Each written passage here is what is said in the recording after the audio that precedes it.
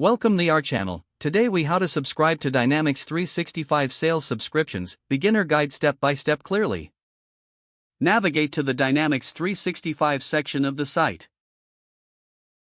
Look for the Sales subsection within Dynamics 365 offerings.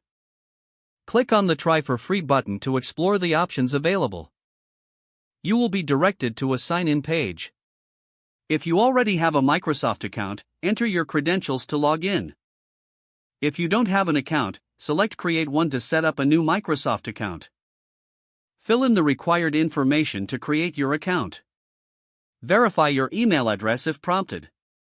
Once logged in, you will be taken to the Dynamics 365 Sales product page.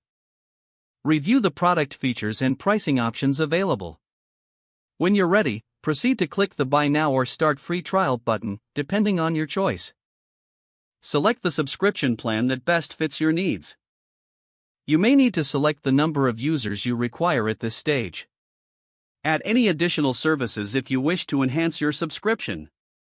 Proceed to the checkout page by clicking Continue. Review your order summary carefully to ensure all details are correct. Enter your payment information if you are purchasing a paid subscription. If you are starting a free trial, you may only need to confirm your account details. After confirming your payment or trial setup, click Place Order or the equivalent button. Once your order is processed, you will receive a confirmation email. Follow any additional instructions provided in the email to set up your Dynamics 365 sales environment. Access your Dynamics 365 sales dashboard through your account. Familiarize yourself with the dashboard and explore various features available to you. If the page does not load, refresh the browser or try again in a private or incognito window.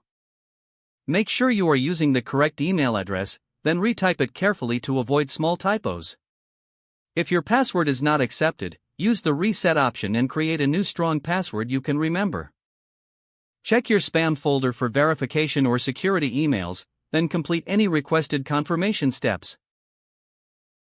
Enable two-factor authentication if available to improve account security and reduce unauthorized access risk. Don't forget to like this video and subscribe to our channel for more step-by-step tech guides.